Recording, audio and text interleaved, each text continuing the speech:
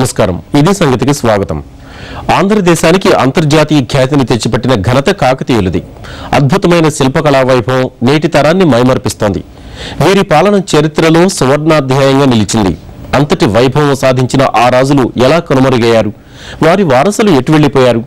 స్వతంత్ర పాలన ప్రారంభించిన రుద్రదేవుని నుంచి మొదలుకొని ధీశాలి రాణి రుద్రమ పాలనా కాలం దాకా పోగుపడిన అపార సంపద ఏమైంది? కాకతీయుల సంపదను కొల్లగొట్టింది ఎవరు? చరిత్రకారులకు పూర్తి స్థాయిలో అంతుచిక్కని ఆ పాలనలో అసలేం జరిగింది? ఈ అంశాల సమాహారమే ఇవాల్టి ఇది సంగతి.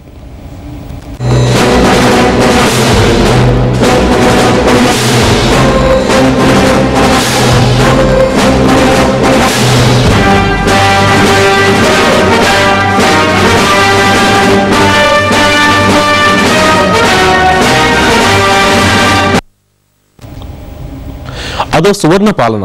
దారిద్ర్యాన్ని పారదోలి ప్రపంచ దృష్టిని ఆకర్షించిన రాజులు వాళ్లు. ఆర్థిక పరిపుష్టిలో తమకు సాటిలేరని చాటి చెప్పి చరిత్రలో నిలిచారు. ప్రజల హృదయాన్ని దోచుకుని జనరంజక పాలన అందించిన ఘనత వారిది. బంగారు అక్షింతలు చల్లించుకున్న కనకపు సింహాసనాలతో ఊరేగిన వారికే చెల్లింది. ఆ రాజుల కాలంలో తవ్విన గొలుసుకట్టు చెరువులు నేటికి సాగు తాగునీరు అందిస్తున్నాయి. అప్పటి శిల్పకళ చారిత్రక ఆలయాలు ఇప్పటికీ ఓ వెలుగు వెలుగుతున్నాయి. ఇంతటి ఘనమైన సుసంపన్నమైన పాలన అందించిన కాకతీయుల చరిత్ర ఇప్పటికీ ఎప్పటికీ ఆసక్తికరమే. స్వర్ణయుగాన్ని అందించిన కాకతీయుల పాలన అంతమైంది, కానీ వారి వారసత్వ సంపద నేటి తరాన్ని అబ్బురపరుస్తుంది. ఇదంతా ఒక ఎత్తైతే వారి కనక సంపద ఏమైంది? ఆ వారసులు ఎటు వెళ్ళిపోయారు? ఇదంతా 700 ఏళ్లుగా మిస్టరీగా మారింది. చరిత్ర పరిశోధకుల సైతం అంతు చిక్కడం లేదు.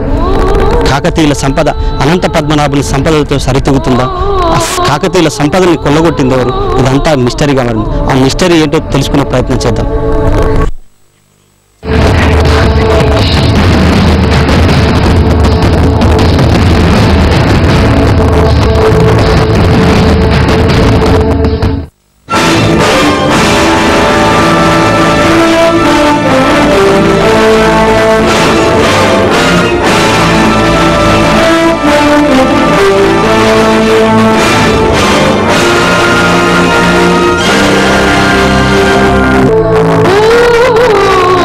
గళ్లును రాజధానిగా చేసుకుని కాకతీయులు 2 శతాబ్దాల పాటు పరిపాలించారు.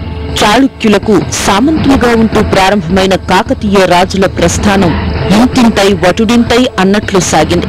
1157లో రుద్రదేవుడు స్వతంత్ర పాలకునిగా ప్రకటించుకున్నాడు. ఆ వెంటనే కాకతీయుల పాలన పూర్తి స్థాయిలో ఆరంభమైంది. ఇప్పటి హనుమకొండను నాడు అనమకొండగా పిలిచేవారు. మొదట్లో ఈ హనుమకొండను రాజధానిగా చేసుకుని పాలించిన పరిపాలనా సౌలభ్యం కోసం తమ రాజధానిని ఖిల్లా వరంగల్ గా పిలుచుకునే ఏకశిలా నగరానికి మార్చారు.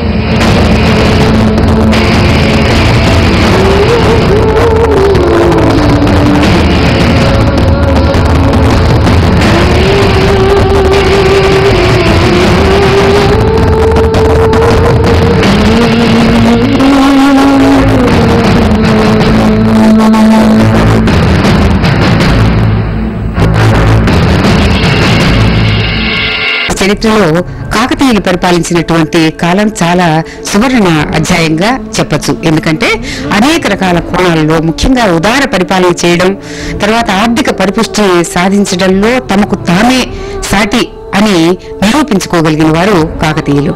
విశిష్టత ఏంటి అంటే, ఎక్కడ తెలుగు వినపడితే అక్కడ ఆ ప్రాంతాలకు వెళ్లి అది మాది అని జయించుకొచ్చారు.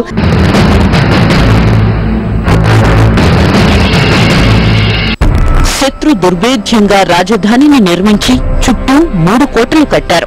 మానవ సేవే మాధవ సేవ అనే సూత్రంతో పాలన సాగించారు కాకతీయులు. కొండలను ఆధారంగా చేసుకుని లక్కవరం, రామప్ప, పాకాల, ధర్మసాగర్ చెరువులు తవ్వించారు. ప్రజలు సిరుల పంట పండించేలా చేశారు. ఉద్యానవనాలతో మూలికలు చేసి విదేశీయులకు ఎగుమతి చేసి ఆర్థిక పరిపుష్టి సాధించారు. ఇలా రుద్రదేవునితో మొదలైన కాకతీయుల పాలన 2వ ప్రతాపరుద్రుని వరకు కొనసాగింది.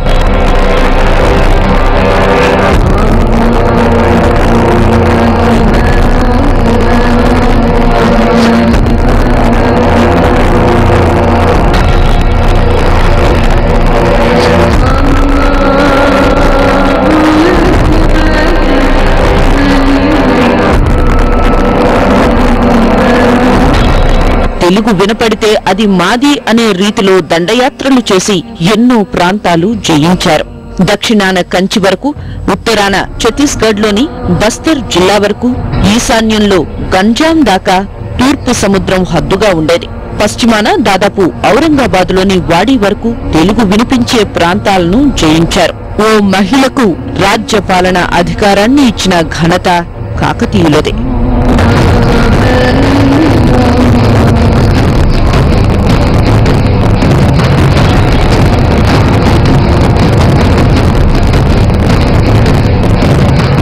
కాకతీయులు పశ్చిమ చాళుక్యుల సామంతులుగా 1000 నుంచి 1157 వరకు, 1157 నుంచి 1323 వరకు స్వతంత్ర పాలకులుగా, ఓరుగల్లు, హనుమకొండ రాజధానులుగా సంస్కృతిని అభివృద్ధి చేయడంలో వారు చేసిన కృషి అనిర్వచనీయమైనదని మనం చెప్పవచ్చు.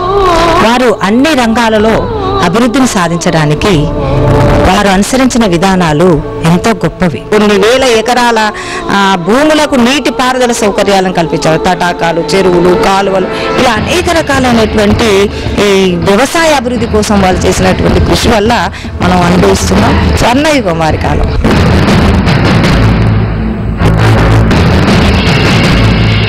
కాకతీయుల పాలనలో ఎన్నో అద్భుతాలు, మరెన్నో చారిత్రక ఘట్టాలు. చేసే ప్రతి పనిలో, వేసే ప్రతి అడుగులోనూ ఎంతో ముందు చూపు.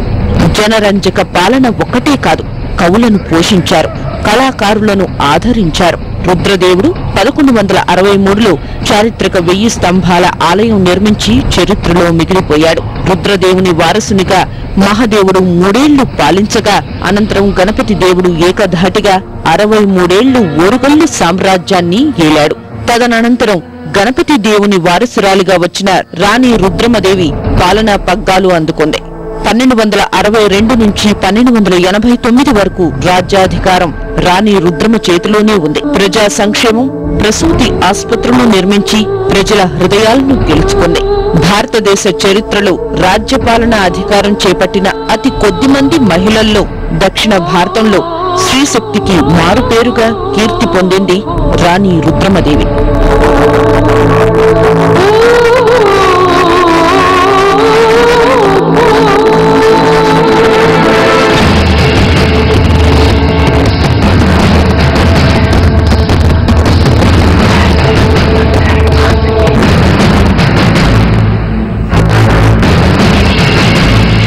రెండో ప్రతాపరుద్రుడు రుద్రమదేవి వారసునిగా చివరి రాజుగా పరిపాలన చేశాడు.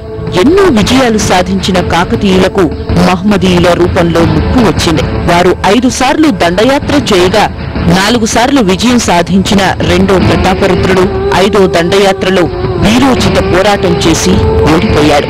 ఇలా కాకతీయుల రాజ్యం పతనమైంది.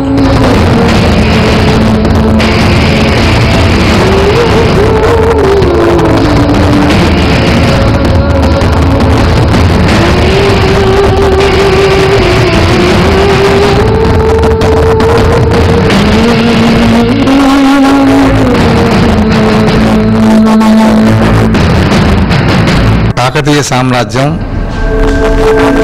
మొత్తం తెలుగు ప్రజల్ని ఏకం చేసినటువంటి మొట్టమొదటి సామ్రాజ్యం. అంతకుముందు మొత్తం తెలుగు మాట్లాడే ప్రజలందరూ ఇంతకుముందు ఎప్పుడు కూడా ఏకం కాలేదు. మొట్టమొదటిసారిగా తెలుగు భాష మాట్లాడే ప్రాంతాలందరినీ ఏకం చేసినటువంటి సామ్రాజ్యం కాకతీయ సామ్రాజ్యం. యుగాలు మారినా, తరాలు మారినా తరగని సంపద కాకతీయులది. చారిత్రక కళా సంపద నేటి తరాలను అబ్బురపరుస్తోంది. కాకతీయుల శిల్పకళా ప్రాభవానికి, ప్రతీకకు ఓరుగల్లు శిల్పాలు నాటి నుంచి నేటి వరకు సజీవ సాక్ష్యాలుగా నిలుస్తున్నాయి.